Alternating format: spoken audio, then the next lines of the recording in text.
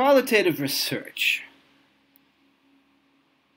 We discussed at the beginning of the semester that in qualitative research we're really interested in uncovering the causal connection, the causal process that links the cause with the outcome, the independent variable with the dependent variable. And there's really two main approaches or techniques that we can use: case studies or case comparisons. And we're going to talk about this in detail. Before we go into the details of how we conduct case studies, whether single case studies or comparative case studies, we have to look at why we do them. Now, the typical way of doing case studies, particularly in political science in Pakistan, is what we can call the atheoretical case study, just telling a story. And so we might try to explain the Indo-Pakistan rivalry, the insurgency in Kashmir, secessionism in Balochistan, or patronage-based elections in rural Punjab, simply on the basis of events and processes that are occurring there. But in political science, we want to use theory to help explain these phenomena. Theory can mean essentially anything that is from previous research on a similar topic. May not be the same case, but the same topic. So if we're interested in insurgencies in Kashmir, and to explain it, why is it happening, when will it be a success, that kind of thing, we would look at other insurgencies in other places, or previous literature on the Kashmir insurgency in general.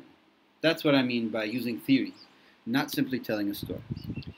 And so the three main purposes of doing a case study would be theory developing, theory testing, or theory applying. A theory developing case study is one where we use the inductive approach.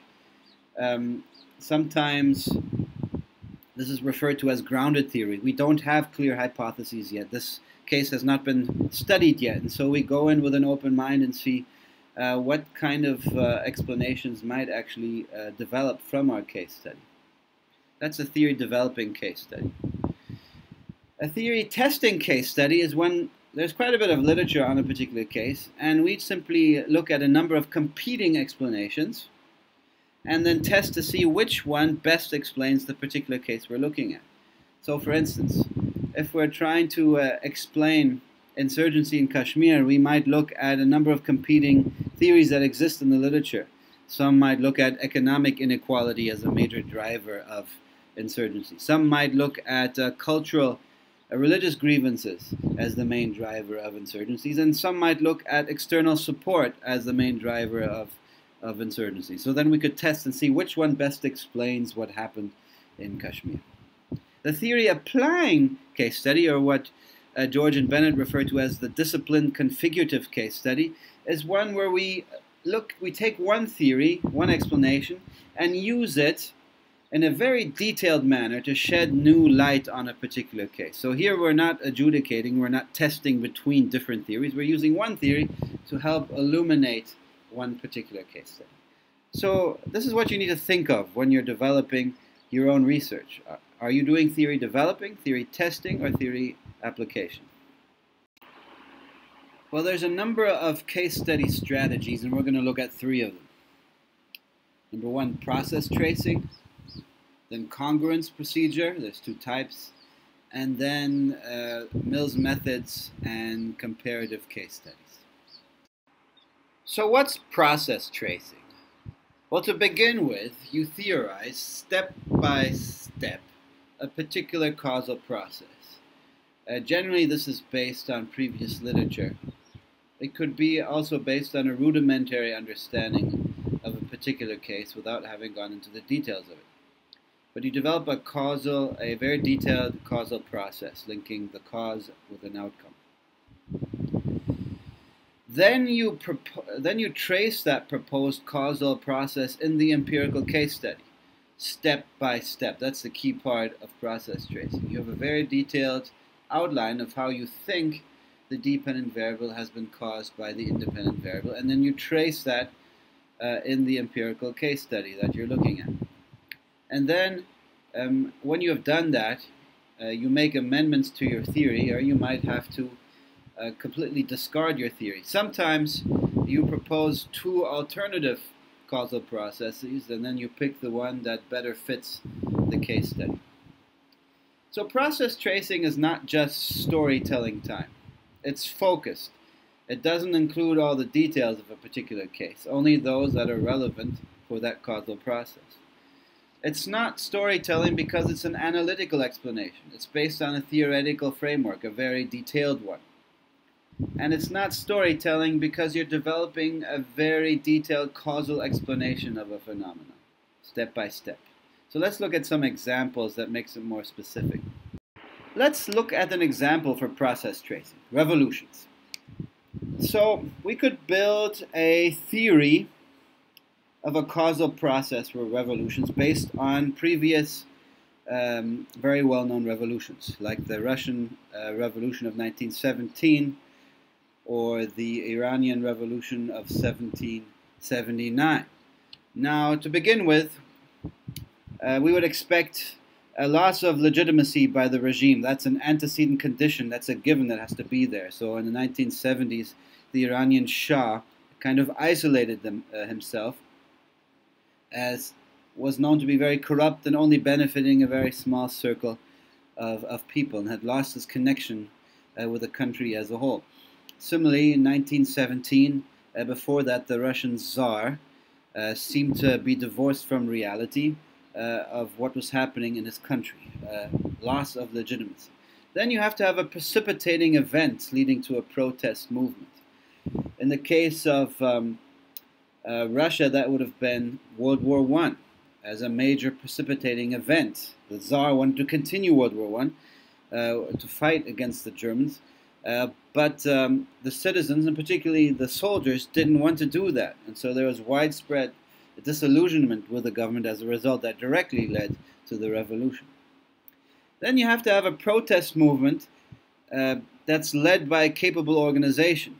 So in 1917, you had the Bolsheviks, a very well-organized group that was spearheading the revolution. In 1979, you had this network of ulema that was guided by the Ayatollah Imam Khomeini from Paris, from afar. Additionally, you need a government response to the protests that's inconsistent.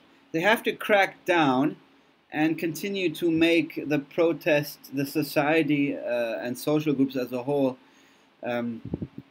dissatisfied and even angry, but they can't crack down to such an extent that they kill the protest movement. So it has to be inconsistent. Not simply reaching out to the protesters and trying to quell their demands, because that might also lead to an end of the protest, but a mix of cracking down, but not in a very effective way. Then, during the crackdown, there has to be cracks in the governing coalition, particularly support by coercive forces. If the military no longer supports the regime, it generally is toast. So if the army or large sections of the army say, we don't want to be part of this anymore, then that can lead to the overthrow of the regime. That was certainly the case in Russia in 1917. The military was no longer wanting to fight. There was widespread disillusionment and fatigue with the war. And in the same way, in 1979, the military at one point told the regime, we're no longer going to crack down on protesters, and we're going to be neutral. And that essentially meant the overthrow of the regime. So this is a process, a theoretical framework that we have gleaned from previous cases. Can we apply this to the Tunisian revolution of 2010 and 11, which was the revolution that set off the Arab Spring, and essentially is the only successfully remaining democracy from the Arab Spring? Did we have a regime loss of legitimacy? We certainly did. The dictator, Ben Ali, was certainly known as corrupt, only benefiting those within the close circle of his family. Is there a precipitating event leading to a protest movement? Yes. you have this street vendor, Mohammed Bouazizi, who sets himself on fire, leading to protests uh, as a result of random police crackdown on him. So that leads to protest movement. The protest movement, is that led by a capable organization? Well, some people argue that the Tunisian Revolution is this grassroots, spontaneous grassroots protest movement. But you certainly had a cross-class coalition of labor unions, students, and common citizens behind it. You had a moderate Islamist party and liberal secularist groups that cooperated with each other and didn't compete with each other, unlike in Egypt. So the protest movement was led by a capable organization. The government response is inconsistent, certainly. It tries to crack down, but unsuccessfully so. Part of the reason is that the army in Tunisia stays neutral.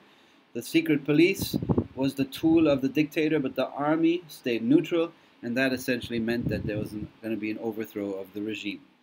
In a similar way, we could argue that these factors that are present in the Tunisian revolution were absent in cases like Saudi Arabia. The regime might not have lost its legitimacy. There was not really a precipitating event leading to a protest movement, and the protest movement that did exist was quite weak, and the government effectively dealt with it. So here we have an example of process tracing. Another research strategy for single case study is what we call the congruence procedure, or matching procedure. Congruence procedure comes in type 1 or type 2, according to Stephen Van Evera. In type 1, we develop an expectation for the relationship between an independent and a dependent variable. We expect the values to correlate with one another in a particular kind of way. This expectation is derived from theory or a pre-existing case, and then we test to see whether it's congruent or whether it matches with another additional case. Typically, we look at, in the additional case, we pick a case that has extreme values of the dependent variable, because if it has extreme values of the dependent variable, we would expect to see the proposed independent variable to be there as well, because obviously if you have an extreme value of the dependent variable, we would expect to have pretty strong presence of the independent variable as well. So the question is, does it match? In this case, the pattern that we see in the case that we developed our expectations from does not match that of our empirical case study. It's not congruent. So that's one use of the congruence procedure. Type 2 is when we find within case variance. So we've developed expectations, for instance, of a relationship between two variables at the national level, and now we want to know, does it exist at the subnational level as well? That is one way to find within case variance. Or we might find a relationship between an independent and a dependent variable at one point in time for a particular country, but is it there at other points in time as well?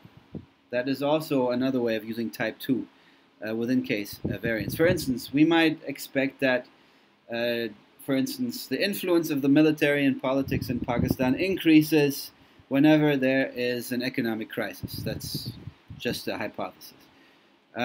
So we might see it in one point in time in Pakistan's history, but now we want to see, is it hold true for other points in time as well? So that's an example of type 2 within case, type 2 congruence procedure. Now the previous slide was a bit abstract. Let's make it a bit more concrete. So type 1 congruence procedure. Let's look at the relationship between economic crisis as an independent variable and ethnic scapegoating, blaming a minority for a particular economic crisis or some kind of evil in society as the dependent variable. Now, in congruence procedure type 1, one often picks extreme cases of the dependent variable because we would expect to see the hypothesized independent variable to be quite prominent in an extreme case of the dependent variable. If there is a lot of the dependent variable and we've theorized that the independent variable is the cause, then we ought to see a lot of the independent variable as well. So an extreme case would be in Nazi Germany. A textbook case of ethnic scapegoating, blaming Jews for all kinds of evils in society. Now, was ethnic scapegoating preceded by an economic crisis? Well, 1929 till the early 1930s, you do have the Great Depression. But the Nazis come to power in 1933, and their ethnic scapegoating policies don't really become full scale until, well, it starts in the 1930s, but they don't engage in the extreme ethnic cleansing and genocide that we call today the Holocaust until the 1940s. So perhaps ethnic scapegoating does not necessarily have to be preceded by economic hardship or caused by it. Let's take an example of congruence procedure type 2. So an expectation or a theory could be that populist candidates like Donald Trump in the US win due to polarizing internet presence. One has to have a campaign that's characterized by controversial internet tweets and campaigns that might divide the electorate but mobilize a core of supporters. Now, that was true for Trump at the national level. He made polarizing comments about immigrants and about particular religious groups. And so in that case, we can see, yes, in the presidential election in 2016, the populist victory by Trump was preceded by a polarizing internet presence. Now, the congruence procedure type 2 is opening up within case variance. So here we'll look at a state level election. So Senate elections. Was the same true? So we could look at various populist candidates that won, and then we could see, did they win because of a polarizing internet presence? So I haven't actually given real cases here. I've just hypothesized, okay, Senate election 1, the populist candidate won, and yes, they did have a polarizing internet presence.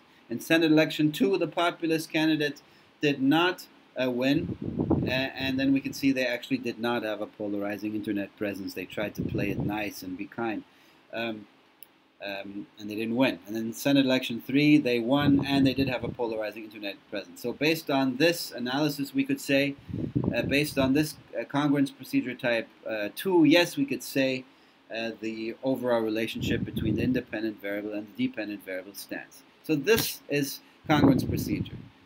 Developing an expectation for the relationship between the independent and the dependent variable, and then testing to see whether it actually holds true in a case, and then opening up the case for further examples to test and see if the relationship is true. Now, process tracing and the congruence procedure you can use both for single case studies and case comparisons. But an additional powerful tool to help isolate key causal variables are Mphil's methods of difference and agreement. These are methods of finding and isolating key causal variables that may be responsible for the outcome. So to begin with, the method of difference, confusingly also referred to as the most similar research design. In this method, we find very similar cases in many different ways, but they have a very different outcome. Now we look for other differences to help explain this different outcome. So the very similar cases allow us to eliminate potential causes because these two cases have them in common, and the characteristics they have in common cannot explain the different outcome. It is that thing that they have not in common that will help explain the different outcome. Method of agreement, also referred to as the most different research design, is kind of the mirror image. Here we find very different cases but with the same outcome. And you look for other similarities that can help explain the similar outcome. Because the things that are different about them will not be able to explain why they are similar to one another. It's those things that they have in common that are most likely going to be responsible for the similar outcome. All right, let's make this a bit more concrete by going back to our example of revolutions. Let's use the method of difference. So we pick Russia 1905 and Russia 1917. In both cases, you had attempted revolutions. However, in 1905, you had an unsuccessful revolution. In 1917, you had a successful revolution. Now, obviously, these are very similar cases because they're the same country, just removed by 12 years. So this is a case for Mphil's method of difference. Now let's presume that we're looking for causes. Well, economic inequality is one cause that is often associated with revolutions. Now, Russia in 1905 and Russia in 1917 are very similar to one another. Economic inequality existed in both cases, so that cannot be the ultimate cause of the revolution. You had repressive, illegitimate regime in both cases. The Russian autocracy, the Tsarist regime, was very repressive, both before 1905 and before 1917. So that can't be the cause for the outcome. However, let's look at the state's strength. 1905, the Russian state still was quite strong. In 1917, it had been severely weakened by World War I. So the weakened state may be a candidate to help explain the different outcome of the revolution, the successful versus the non-successful outcome. Now let's look at revolutions as the outcome, but in the context of using the method of agreement, the most different research design. This is actually following Theda Skocpol, a famous researcher of revolution. 1917, Russia, you have a successful revolution. France, 1789, you have a successful revolution. Iran, 1979, you have a successful revolution. So there must be some similarities that help explain the same outcome in all three cases.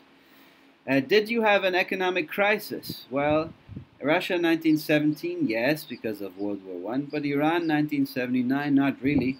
France 1789, not really. Did you have a weakened state? Russia 1917, yes, because of the war. France 1789, yes, because of the threat, external threat that France faced. Iran 1979, well, not really. Now, what might be a factor that they have in common?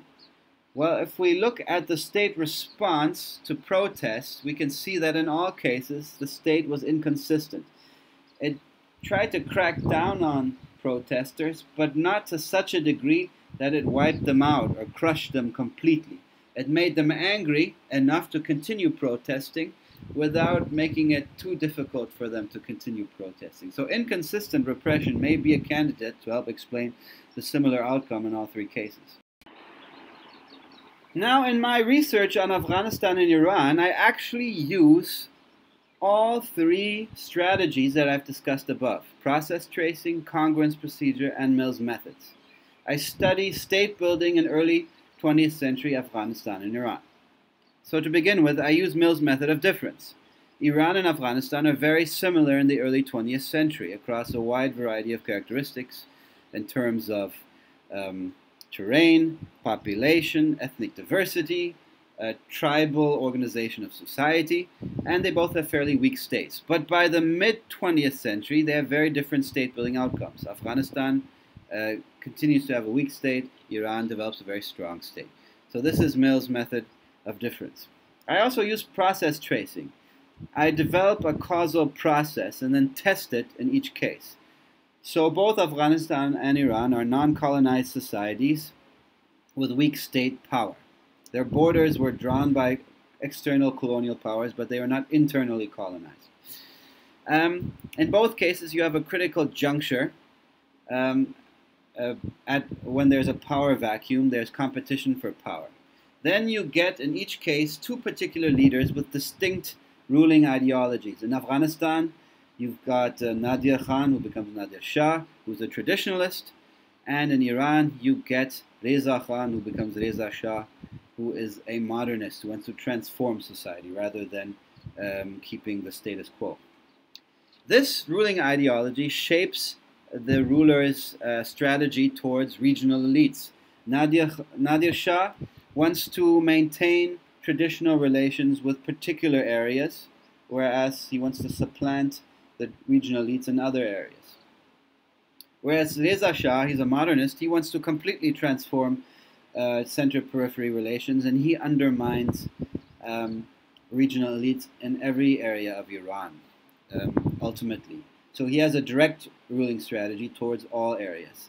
These ruling strategies, indirect or direct, then shape long-term state-building outcomes.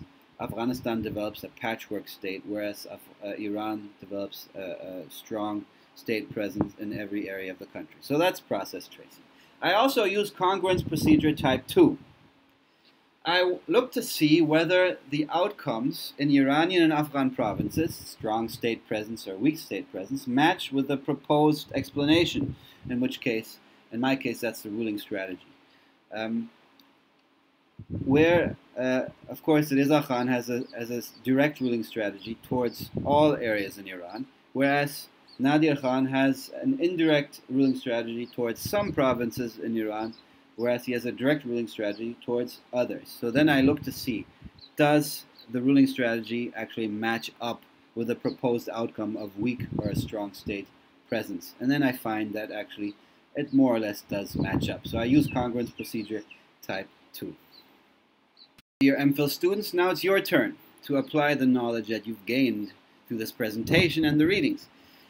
First of all, discuss, is your project, your proposed project, is it a theory developing case study or case comparison? Is it theory testing or theory applying? Sorry, the atheoretical story time case study is not possible.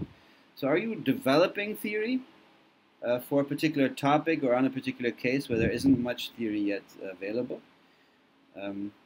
Are you going to be testing different theories, looking to see which one best explains your case? Or are you going to do an in-depth application of one particular theory? Secondly, how might you apply process tracing or the congruence procedure to your project? Pick one of those and explain in one paragraph. And thirdly, how might you apply Mphil's methods to your project? In this case, you have to have at least 2 cases. Pick one of the Mphil's methods, either the method of difference or the method of agreement, and explain in one paragraph how that might apply.